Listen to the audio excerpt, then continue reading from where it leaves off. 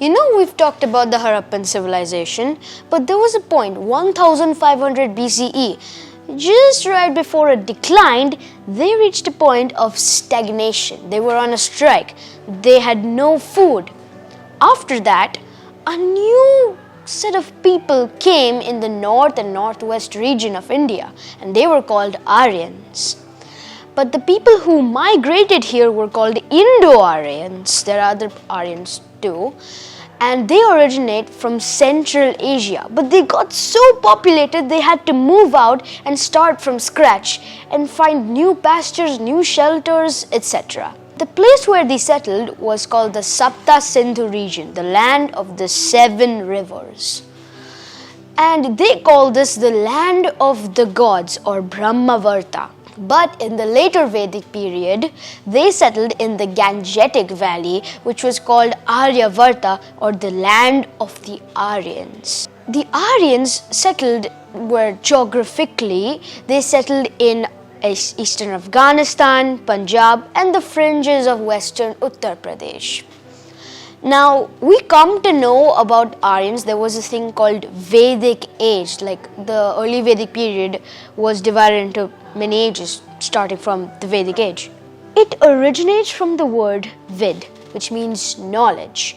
The Vedic Age is actually a treasure house of knowledge for all the skills and the collective knowledge of the Aryans. And fun fact, the Vedic Age was also called Rig Veda. The early Vedic period was also called Rig Vedic period. Because the earliest text, Rig Veda, was so popular, and that's how we come to know about the Aryans and the Vedas, and this is why it's called the Rig Vedic Age. There are 4 Vedas, the Rig Veda, of course I told you, the Yajur Veda, the Sam Veda, and the Atharva Veda. The Rig Veda contains the hymns that are meant to be like offered to the gods like Agni, Indra, Varuna, Surya, Soma, a lot more gods. Like there's a never-ending list.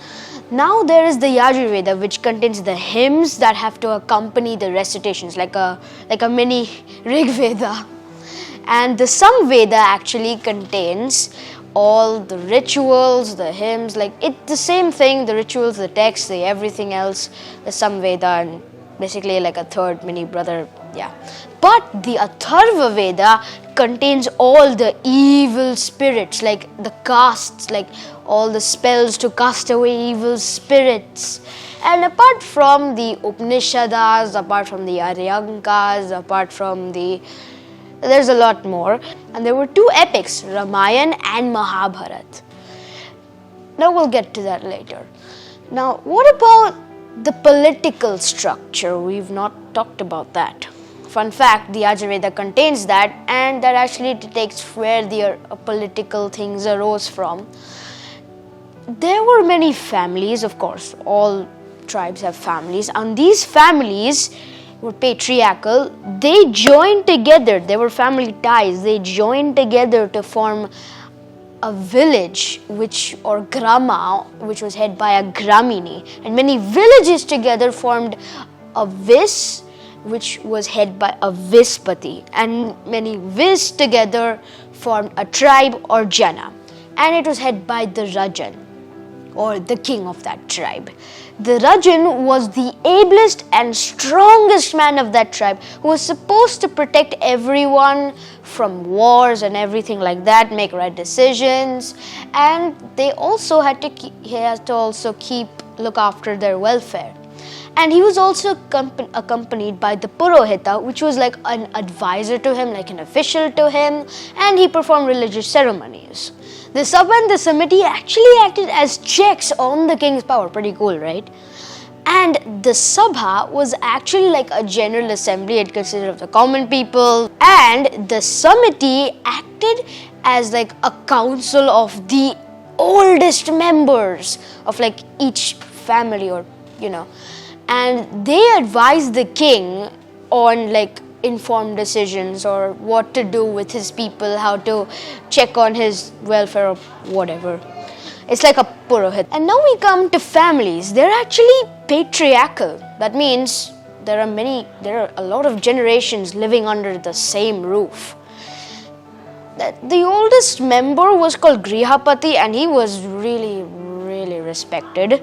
Women were also brought at par with men, and that's when we come to the position of the women. They enjoyed luxuries, they were imparted education, they had to participate in religious ceremonies. In fact, no man can be without a wife at a religious ceremony. They have to take part.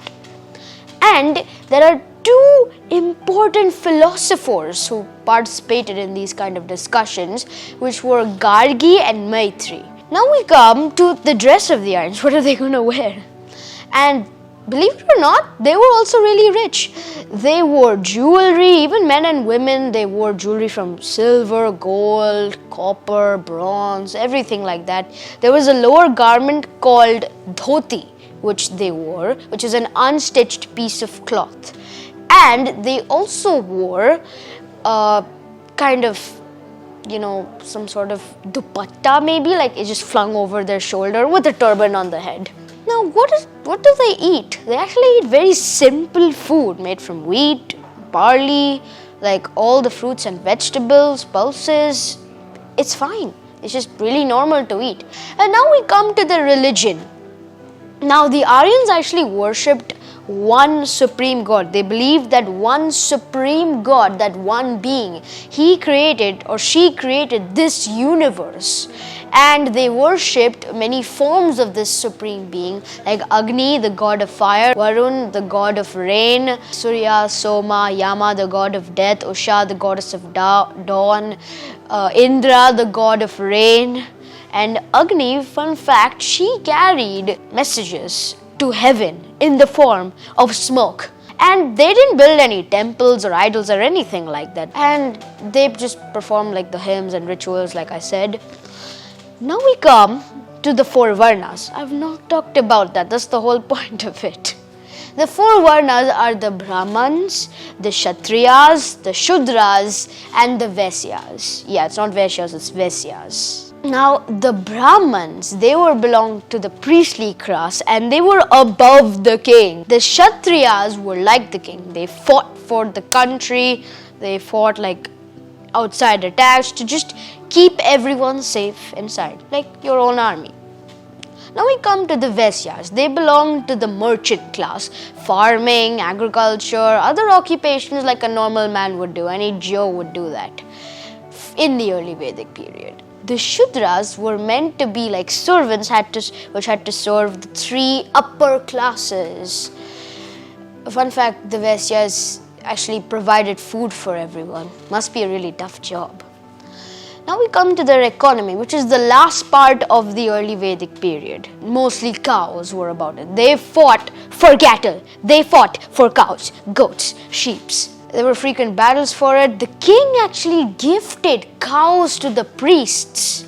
It's said in the Rig Veda that the early Aryans actually plowed the ground to plant crops and seeds with a wooden plow. There were some really good professions too. There was of course merchantry, there was poultry, there was masonry, there was carpentry, there was so many things that I can't even list them. But in the later Vedic period, all of that changed and some very bad things happened, and that's when Jainism and Buddhism came to play. So it's just me signing off.